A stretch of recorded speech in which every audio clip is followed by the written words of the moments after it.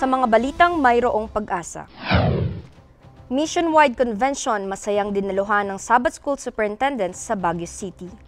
Kilalang restaurant sa Silang Cavite, nagsisilbing bahay-sambahan tuwing araw ng Sabado. Mga libreng lektura, pagtuturo at paglilingkod isinagawa ng mga Adventista sa Barangay Poblasyon, San Antonio, Quezon. Bagong guest house, pinasinayaan at binuksan ng Northern Luzon Mission. Mga Adventista sa Riyaya District, masayang idinaos ang kauna-unang fellowship ngayong 2024. 107th founding anniversary ipinagdiwang ng Adventist University of the Philippines.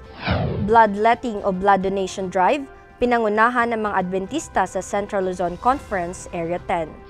Central Batangas 2 Adventist Community Services, nakatuwang ng Bureau of Fire Protection sa pagbisita at paglilingkod sa mga kababayang katutubong Aita. Lahat ng yan, ihahatid mula sa tanggapan ng North Philippine Union Conference. Ito ang Hope Today and PUC News.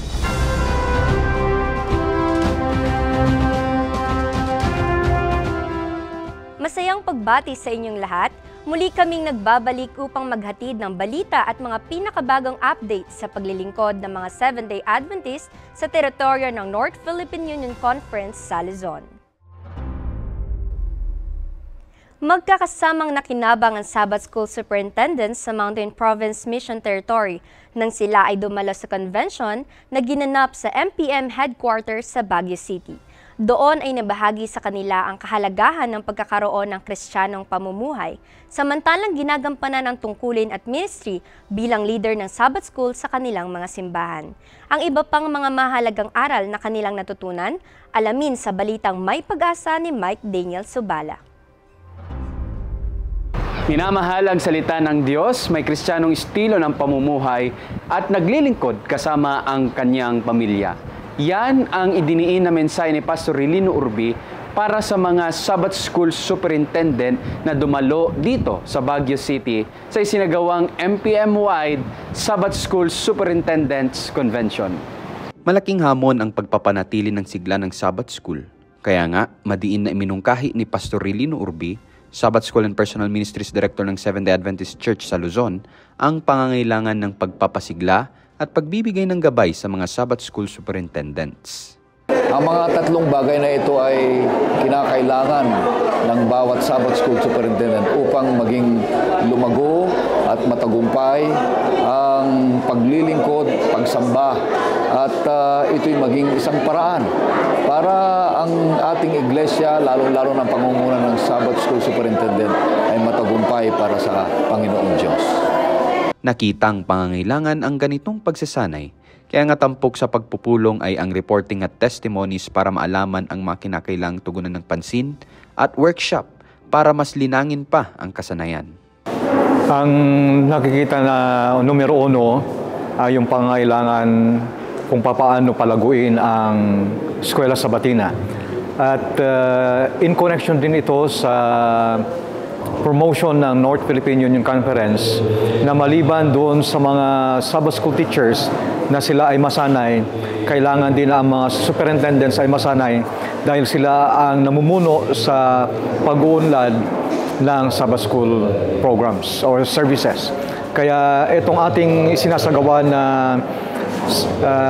mission-wide Sabbath School Superintendents Convention ay tutugon doon sa pangangailangan ng ating mga iglesia. Kaya nga, naging pagkakataon ang nasabing pagpupulong upang mapaalahanan ang mga Sabbath School Superintendent sa mga bagay na kinakailangang isaalang-alang upang mapanatiling buhay ang Sabbath School. Kung tinitingnan natin dati na yung mga kapatiran natin ay may paghuhusga, dapat iwasan natin yun at hanggat maaari tanggalin na. Ayun. Tapos, kailangan natin matutunan na kung mahal natin ang Panginoon, turuan natin ang sarili natin na mahalin ng ating kapwa para tayo ay maging tunay na disipulo at matrain natin sila na maging disipuli din ng Panginoon.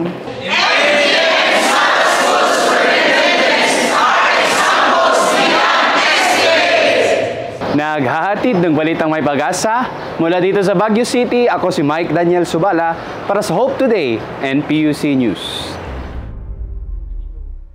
Isang kilalang restaurant sa Silang Cavite ang nagsilbing bahay-sambahan ng mga Adventista at kanilang mga imbitadong kaibigan tuwing Sabado.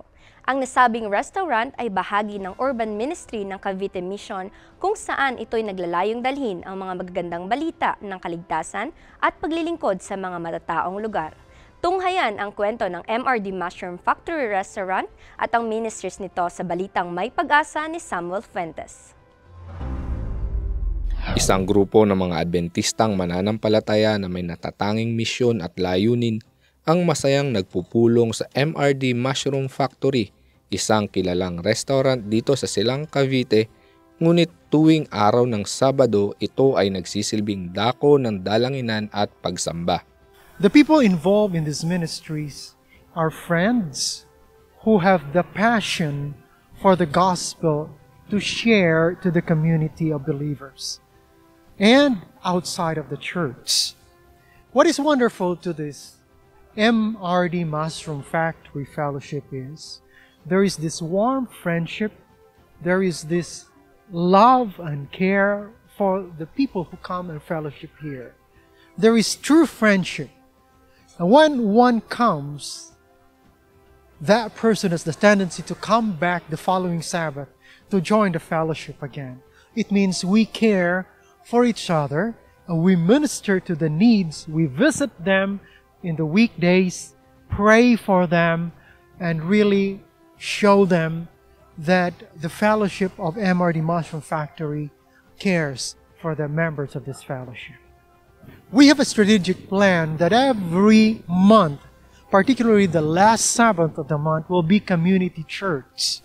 It means we will be inviting influential people, affluent people, and prominent people or personalities in the society.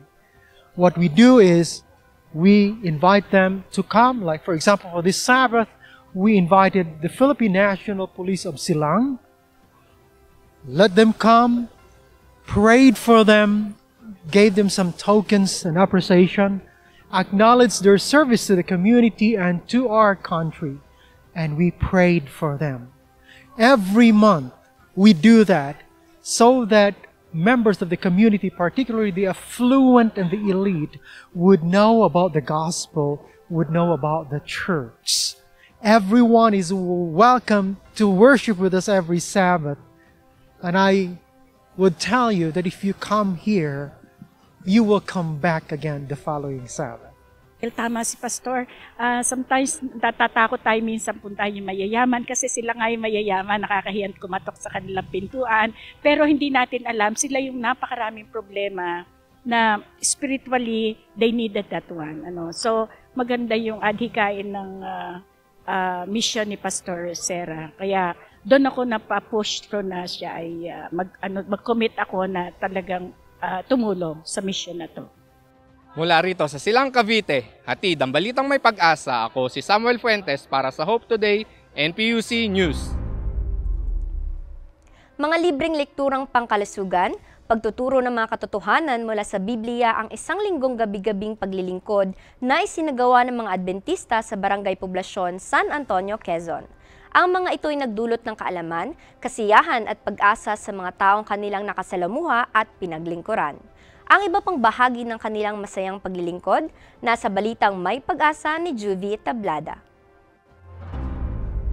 Panibagong araw, panibagong pagsulong para sa Diyos. Sa pagtutulungan nga ng mga kapatiran ay naging matagumpay ang 7 araw na pangangaral sa Barangay Hall ng Poblasyon, San Antonio, Quezon, nitong 13 hanggang 19 ng Enero, na may temang ang kamangha-manghang ulat.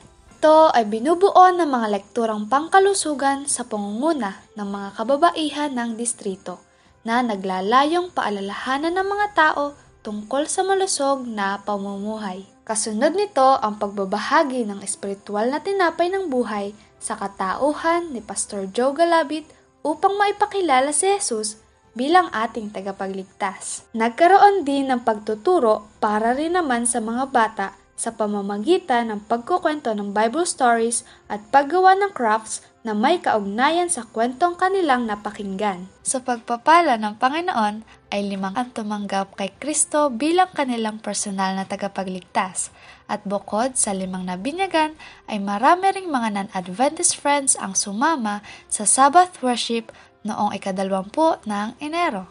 Nagdaos din na masayang social night bilang pagsasama-sama ng mga kabataan.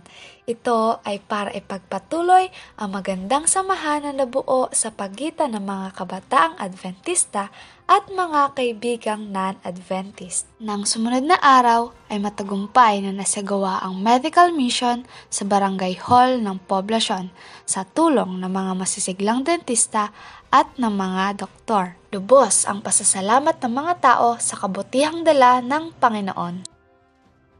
Tunay ngang hindi matatawaran ang pagpapala ng Panginoon. Patuloy lang tayo maglingkod at siguradong kaligayahan ay ating mararamdaman. Naghahatid ng balitang may pag-asa, Juvie Tablada para sa Hope Today and PUC News. Pinasinayaan at itinalaga ng Northern Luzon Mission ang bagong tayong guest house and mini park sa headquarters nito sa Artacho Season, Pangasinan. Ang bagong pasilidad na ito ay tanda ng patuloy na pangunguna at biyaya ng Diyos at inaasahang lalong magpapabuti sa paglilingkod ng NLM sa mga taong dadako sa kanilang tanggapan. Tunghayan ang mahalagang milestone na ito sa balitang may pag-asa ni James Michael Alvarez. Sa kabila ng hamon ng kakulangan ng pondo, isang makasaysayang paglalakbay ang naging tagumpay ng administrasyon. Pinabot nila ang solusyon sa pag-accommodate ng mga bisita tuwing may pagpupulong ang mga manggagawa. Sa isang matalinong pagpaplano, inilahad ni Pastor Cahobe, Pangulo ng North Philippine Union Conference, ang kahalagahan ng bagong gusali sa komunidad. Personally, ito ay isang magandang accomplishment ng Northern Luzon Mission Administration. Ako ay natutuwa at nagagalak sa kanilang proyekto nito na sa wakas ang mga taong mapapapunta sa lugar na ito at inabutan sila ng pagkakataon. Nangangailangan ng kanilang matutuluyan. Meron na sila matutuluyan. Kaya napakahalaga ito sa mga taong nagpupunta rito sa tanggapan. Lalo yung mga kapatid natin na galing pa sa malalayong lugar. Ito'y malaking tulong para sa kanila na sila ay mayroong matutuluyan at matutulugan samantalang sila ay nandirito. Ito rin ay pagpapakita ng kagandahang loob ng ating administrasyon sa mga bisita na darating. Napakasaya na amin ngayon nasaksihan yung innovation ng ating administration. Nagpapakita ng pag-care nila sa kanilang mga workers. At dahil dito, naramdaman namin ang kanilang pagmamahal sa amin bilang kanilang mga trabahador. Sabi nga nila, love begets love. Nakaka-inspire sa bawat isa na trabahador dito sa Northern Luzon Mission kagaya ko na mas lalo pang magsigasig sa gawain sa field at mas lalo pang lumago ang gawain dito sa Northern Luzon Mission. Sa pagbubukas ng bagong gusali, inilahad ang mensahe ng pasasalamat para sa mga naging kasangkapan at sa mga manggagawa na nagbigay ng kanilang sakripisyo para sa proyektong ito. Dito sa misyon ay dalas po tayong may mga dalaw, mga panauhin, kailangan po nila ang guest house at ngayon inaugurate po natin ang bagong guest house ng Northern Luzon Mission. Pinapasalamatan po namin ang North Philippine Union Conference Administration sa suporta na kailangan pinagkaloob sa mga donors po natin, mga kapwa manggagawa dito sa Northern Luzon Mission. Lahat mga kapatid na nagkaisa na may patayo ang gusaling ito for the glory of God and for the advancement of His work. Sa malasakit, sakripisyo at pagkakaisa, tinatag ng isang bagong yugto ng pagunlad para sa lahat.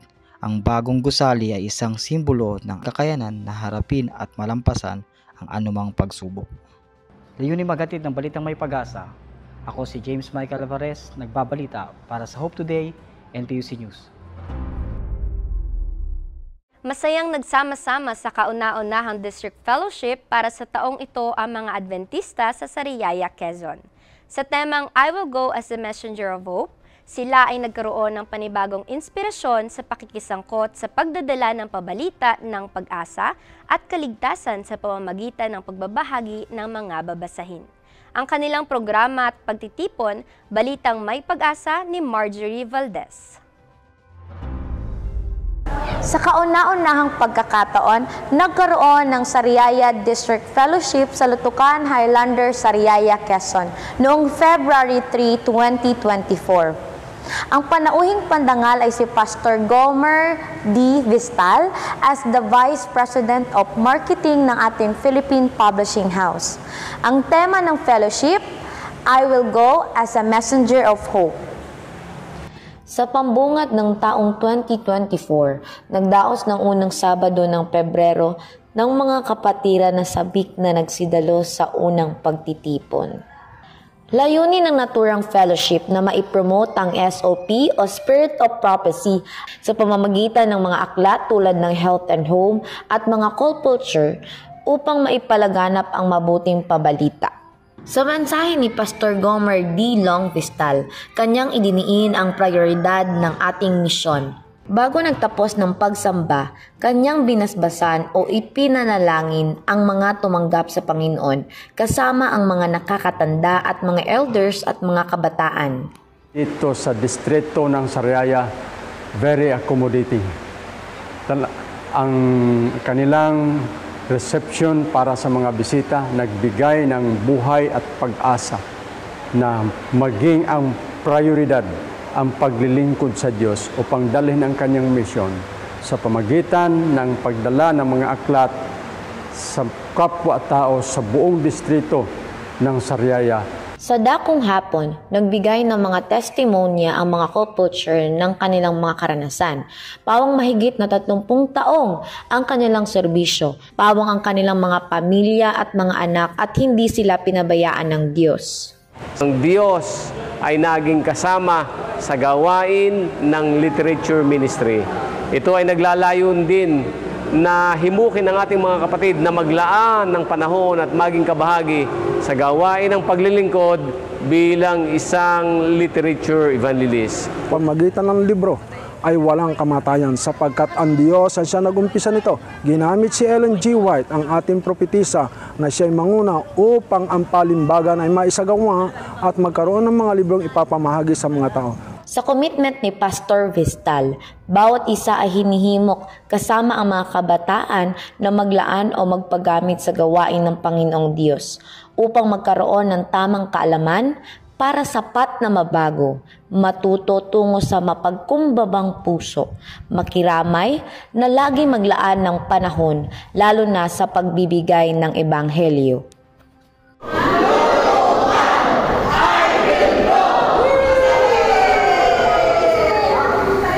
Layunin makapaghatid ng balitang may pag-asa, ako po si Marjorie Fea S. Valdez, nag-uulat para sa Hope Today and PUC News.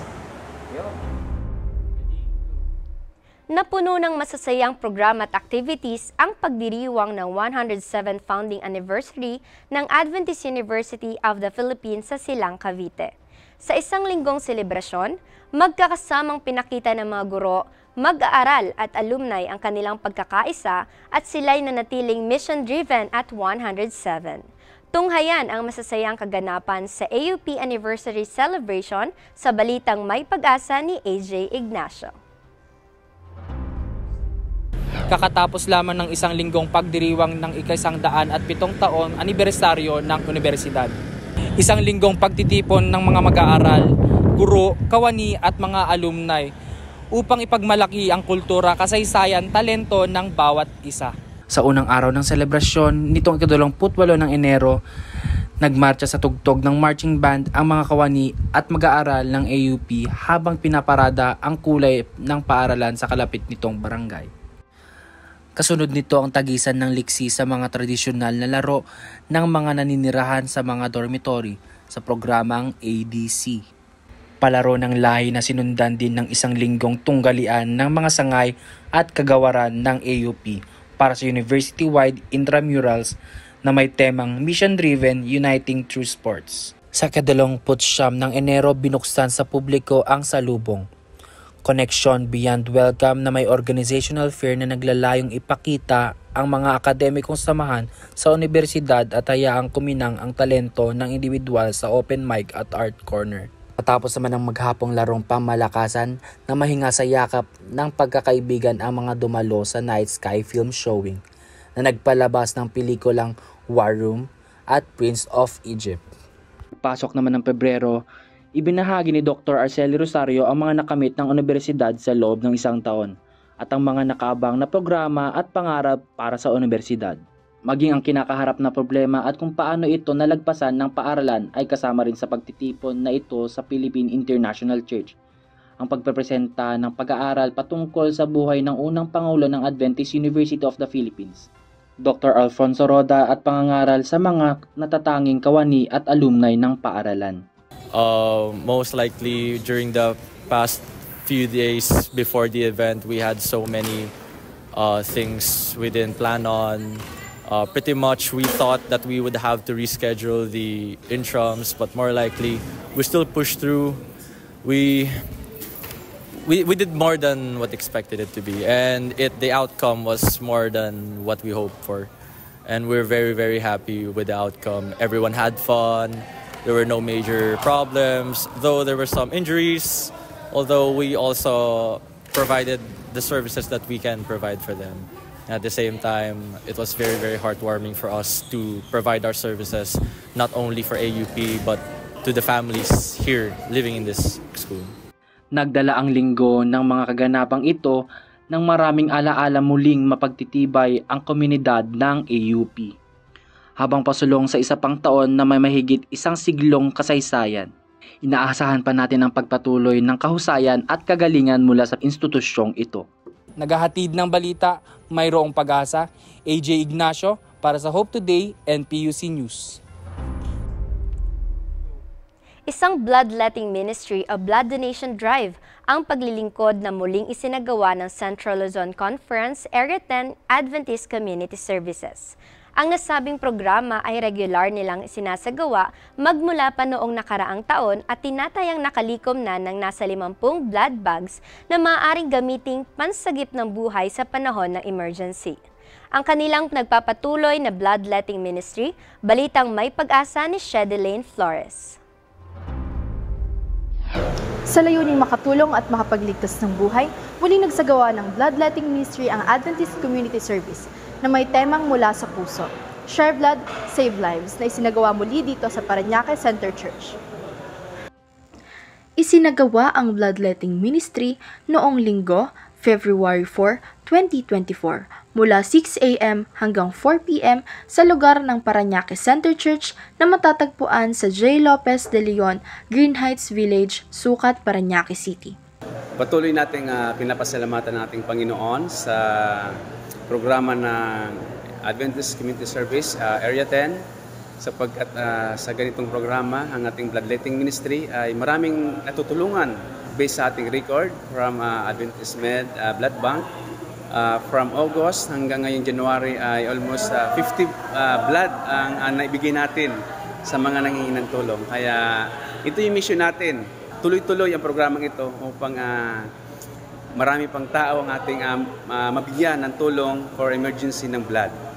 Marami ang nakilahok at nakisangkot sa nasabing programa na sinuportahan ng iba't ibang mga iglesia na bumubuo sa Area 10. May tumatayang humigit kumulang 70 tao ang nagboluntaryo upang magbigay donasyon ng kanilang dugo. Sa ganitong paraan ay kanilang naipakita ang kasigasigan at pagmamalasakit na tumulong sa mga nangangailangan. Physical health din. Tsaka unang-una doon gusto ko rin makatulong sa mga kapatiran natin na nangangailangan ng dugo. And okay pala, maganda sa katawan and parang naagaang ng pagkilos. Ang ganitong oportunidad at gawain ay hindi rin magiging posible kung wala ang kooperasyon ng ating mga masisipag na nurses at doctors, pati na rin ang bumubuo sa programang ito. Yung mga donors, ang benefit nila, more than sa lahat ng pinagagawa nila, yung kabuuhan ng loob nila na talagang magbigay sa kapwa-tao nila. na gusto talaga nilang mag-donate, na bukal sa loob nila ang pagdodonate at alam nilang makakatulong sila sa kapwa-tao nila. At ayun ay binibigay nila yung part ng buhay nila doon sa donor na yun. Purihin ang ating Panginoong Diyos sa muling matagumpay na gawain at ministeryo. Layuning makapaghatid ng balitang may pag-asa. Ako si Shedelane Flores, nag-uulat para sa Hope Today and PUC News. Magkasamang binisita ng San Luis Bureau of Fire Protection at Central Batangas 2 District Adventist Community Services ang Barangay Banoyo, San Luis, Batangas. Ang isinagawa nilang community outreach program doon ay nagdulot ng saya at pag-asa sa mga katutubong aitang naninirahan sa nasabing barangay. Tunghayan ang kanilang masayang paglilingkod sa balitang may pag-asa ni Esther Lynn Leonor. Unang collaborative local community outreach program ng Bureau of Fire Protection kasamang Adventist Community Services ng Central Batangas 2 District ang isinagawa sa mga katutubong Aita sa lugar ng Banoyo, San Luis, Batangas. Sa pakikipagtulungan ng Adventist Community Services at mga lokal na opisyales ng Barangay Banoyo, matagumpay na naisagawa ang kauna-unahang community service project ng Bureau of Fire Protection sa nasabing bayan. Ang proyekto ay naglalayon na aktibong makisangkot at makilala ang departamento hindi lamang sa mga panahon ng sunog at sakuna, kundi pati na rin sa iba't ibang serbisyo sa lokal na bayan. Ang layunin po ng programa namin ito ay para makapagbigay ng saya at tulong sa mga kababayan nating katutubo dito sa Barangay Banoyo, San Luis, Batangas. At masaya po ako dahil ang Adventist Church of the Philippines ay kaisa po namin sa programang ito. Ilan sa mga aktibidad na nakapaloob sa paglilingkod sa tribong Aitas ay ang pagtuturo sa mga bata ng mga makalangit na awitin at kwentong kapupulutan ng mabubuting aral. Ako ay masaya, ikaw ay masaya, tayong lahat ay masaya. Ako ay masaya, ikaw ay masaya, tayong lahat ay masaya. Blood pressure checking, health counseling, at pagbabahagi ng simple ngunit masustansyang pagkain para sa buong tribo. Mabuti at maganda ang inyong programa. Gaano man kalayo ang lugar na ito ay pinipilit yung marating. Nagpapatunay lamang na kayo mayroong magagandang puso. I'm speaking in behalf of the Sangguniang Barangay. Alam ko rin kahit naman sila, masayang-masaya ang sanggunian na at least you have this kind of project, outreach or how do you call feeding para sa mga kapatid naming tribo. At least, naaalala nyo sila, tuwan-tuwa sila, nabigyan nyo sila ng mga activities which is somehow, minsan alam ko na nane-neglect rin minsan ng kanilang mga magulang yung larong ganyan. Pero at least you're here, the BFP and the Adventist, na nag-cater ng ganitong kind of outreach feeding program. At least sila is, alam ko na on their heart, they were so happy. And also Barangay Banoyo is very blessed because you are one of the people na pumupunta dito. Actually, marami talagang nag-visit sa tribo and we're very, very grateful for being part of the outreach. Higit kumulang sa 140 katao ang napaglingkuran sa community service. At hindi rin mawawala ang pagbabahagi ng espiritual na pag-asa sa pangunguna ni FO1 Don King Fabella. Bilang direktor ng ACS dito sa Central Batangas 2, ang layunin namin ay maabot ang mga barangay, lalo higit sa mga nalilib na barangay katulad nitong sa mga ITA, ay ang naging project namin ay magkaroon ng feeding program para mamamayan ay mapalapit sa ating Panginoon. Ay napakaganda po ng pakaramdam ko. Kami naman po ay nadayon dito at napakasaya po naman namin. Tunay na walang makakahadlang sa magandang adhikaing maglingkod sa kapwa, anuman ang iyong estado, kulay, paniniwala o tribo sa malaki o maliit man na kapamamaraanan. Layuning maghatid ng mga balitang may pag-asa, ako si Esther Leonor para sa Hope Today and PUC News. Yan muna ang mga balitang aming hatid ngayon. Palaging tumutok sa Hope Channel Philippines para sa mga updates sa ating mga kapatid at kanilang mga paglilingkod sa buong Luzon ngayong taon. Tuloy-tuloy pa rin ang online programs and services dito sa Hope Channel North Philippines at sa lahat ng Adventist Facebook pages na naka-flash ngayon sa inyong screen. Laging subaybayan ang mga programang hatid ng Adventist World Radio sa buong Mega Manila. Pakinggan ang Morning Watch, Voice of Health at Tinig ng Pag-asa sa DWBL, sa DZXL, sa DZRJ at DZRH, Lunes hanggang Linggo sa kanilang mga oras at himpilan.